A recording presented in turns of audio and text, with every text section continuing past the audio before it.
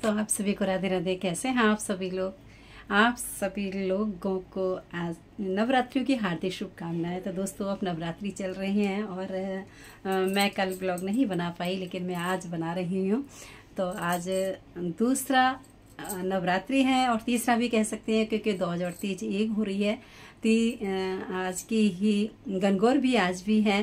तो आप सभी को गणगौर की भी हार्दिक शुभकामनाएं। तो दोस्तों, सब लोग बिजी होंगे नवरात्रियों के, क्योंकि नवरात्रि हमारा एक विशेष त्यौहार है और बड़ा भक्ति भाव का त्यौहार है। तो दोस्तों, आप सभी लोग मंदिरों में अपार भीड़ छाई हुई है और तो सभी लोग, मैं कैसे समझती हूँ, व्रत पूजा पाठ में लगे हुए होंगे। तो इसकी पूजा विशेष होती है, जैसे गूगल और लौंग के जोड़े से। और कुछ लोग तो व्रत रखते हैं नवरात्रियों का 9 दिन। और व्रत भी कई तरीके से रखा जाता है, जैसे फल से रख सकते हैं हम, और कुटू और सिंगाड़े की फलारी बना करके उससे भी हम रख सकते हैं, या सिर्फ हम फ्रूट खा सकते हैं, या हम एक लौंग के जोड़े से भी रह सकते हैं। तो दोस्तों, ये लौंग के जोड़े से जो रहते हैं वो पानी भी नहीं पीते, और शाम को जब व्रत खोलते हैं और हथेली के अंदर पानी लेकर के उसको पीते हैं और एक लौंग का जोड़ा खाते हैं। तो दोस्तों, ये बड़ा ही कठिन व्रत है और बहुत से लोगों के अंदर शक्ति होती है तो वो रह लेते हैं, लेकिन मैं तो नहीं रह पाई कभी लौंग के जोड़े से। लेकिन मैं चाय से भी रह चुकी हूँ, फल से भी रह चुकी हूँ, और फलाहार से तो खैर मैं बहुत रही हूँ।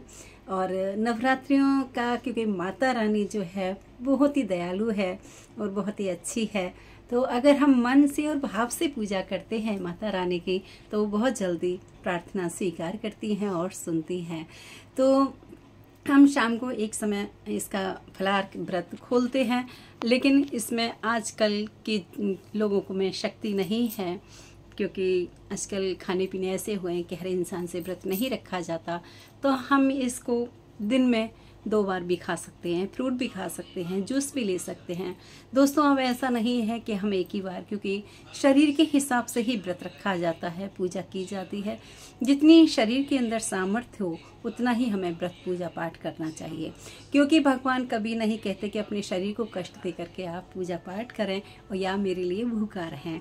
तो दोस्तों, आप व्रत ना रखें, लेकिन आप पूजा पाठ कर सकते हैं, और बड़े ही भक्ति भाव से और प्यार के साथ पूजा करने से ही माता रानी खुश हो जाती है और आपको दर्शन भी दे सकती हैं। अगर डेली आप इन नेत्र बंद करके और माता को आप रिझाते हैं और नेत्रों के सामने माँ को प्रकट करते हैं, तो ज़रूर आप माता आपके सामने प्रकट होगी। तो इसमें माता रानी की जब नवरात्रियों में हम चौकी सजाते हैं, चौकी पे बिठाते हैं, तो कलश के ऊपर हम नारियल रखते हैं, उस लोटे में सुपारी और रुपया और थोड़ा सा चावल, हल्दी, ये सब डाला जाता है उसमें, और फिर उसको हम चौकी पे विराजमान कर लेते हैं। तो किसी किसी के यहाँ ये सब कर लेते हैं, कोई कोई नहीं करता, और नारियल के नीचे अशोक के पत्ते या पान के पत्ते भी लगाए जाते हैं। तो दोस्तों, फिर वहाँ डेली आप सभी लोग अग्यारी भी करते हैं और दुर्गा सप्तशती का पाठ भी करते हैं, और मैं समझती हूँ कि आप दुर्गा चालीसा का भी पाठ करते हैं, और अग्यारी करके और माता रानी की सेवा पूजा आप सभी लोग करते ही होंगे। तो ऐसे इसकी पूजा की जाती है। अगर आप सभी लोग व्रत भी ना रह सके तो हम इसका पूजन करके नवरात्रि पूरी कर सकते हैं। तो दोस्तों, फिर इसमें कन्या लांगरा जिमाने का प्रथा है, या माता रानी का उद्यापन है, जो हम नवरात्रि या अष्टमी को हम कन्या लांगरा जिमाते हैं।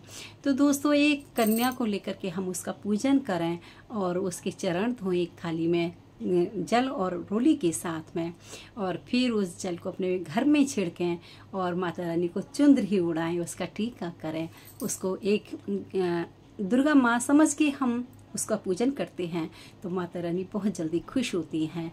और फिर सब कन्या लांगराओं को भाव भक्ति के कारण उनका हम कन्या भोज करते हैं, या कन्या लांगराओं को जिमाते हैं और फिर उनको दक्षिणा देते हैं। और नारियल भी तोड़ने का वो है कि माता रानी का नारियल भी तोड़ते हैं बहुत से घरों में, बहुत से घरों में नहीं तोड़ते। तो बच्चों को हम फ्रूट दे सकते हैं, उनकी किताब कॉपी दे सकते हैं, उनकी इच्छानुसार हम कोई भी वस्तु ऐसी दें जिससे कि बच्चों की काम आ सके। लंच बॉक्स दे सकते हैं, हम फल दे सकते हैं उनको, और गोला भी हम तोड़ के बच्चों को दे सकते हैं। तो ऐसे ही अगर हम बच्चों का पूजन करते हैं, या हम बच्चों के हिसाब से कोई भी वस्त्र मंगा करके उनको दे सकते हैं, जिससे कि वो बच्चे मंगा सकते हैं, बना सकते हैं। या हम बच्चों को पहले से हम उनको सेट कर लेते हैं, उनसे बात कर लेते, तो हम उनके हिसाब से उनको पैसे दे करके उनकी यूनिफॉर्म सिलवा सकते हैं, कोई भी फ्रॉक सिलवा सकते हैं, हम कोई भी चुंदरी सिलवा सकते हैं, हम कोई भी वस्त्र उनका सिलवा सकते हैं, तो बहुत अच्छा रहता है। तो दोस्तों देखो, अभी तक मैंने तो नहीं किया इस तरीके से, लेकिन हम करा सकते हैं अपनी सामर्थ्य के अनुसार।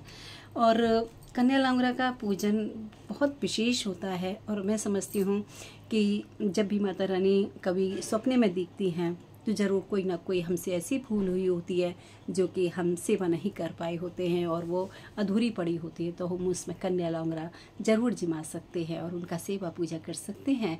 तो फिर वो जो है गलती कोई होती है हमसे, तो वो क्षमा हो जाती है। और कोई भी भक्त क्यों ना हो, भगवान माँ हो या कृष्ण हो या राधे हो, कोई भी हो, बात एक ही है। अगर हम सभी से क्षमा चाहते हैं तो माता बहुत जल्दी क्षमा कर देती है। तो ऐसे है हमारी माता रानी, उसको चुंदरी जरूर ओढ़ाएं और श्रृंगार का सामान जरूर माता के लिए प्रकट करें और ज़रूर चढ़ाएं माता रानी को, क्योंकि उनका श्रृंगार ही तो अनमोल है। उनके श्रृंगार स्वरूप देखो माता रानी कितनी प्यारी लगती हैं। क्योंकि ये हम जो भी हम कोई भी तस्वीर देखते हैं या कोई भी फोटो देखते हैं, उनसे हमारा भाव जागृत होता है, भक्ति आती है हमारे अंदर। इसीलिए हम माता का फोटो रखते हैं और उनकी सेवा पूजा करते हैं। क्योंकि जो साधु होते हैं वो तो अपनी मन में धारणा लेकर कर लेते हैं, लेकिन हम लोग अभी नहीं कर पाते, तो हम तस्वीर रख करके, उनका फ़ोटो सामने रख करके तो अपनी भावनाओं को प्रकट करते हैं और अपने दिल के अंदर उनको बसाते हैं और उनके अंदर सामने हम प्यार जाहिर करते हैं। तो ऐसी है हमारी माता रानी की पूजा सेवा। तो दोस्तों आप ज़रूर कीजिएगा और जितना हो सके उतना कीजिएगा, कष्ट लेने की कोई ज़रूरत नहीं है। और माता रानी के मंदिरों में पार भीड़ चल रही है, वो बहुत अच्छा लग रहा है। तो जय माता दी, आप सभी को बाय बाय।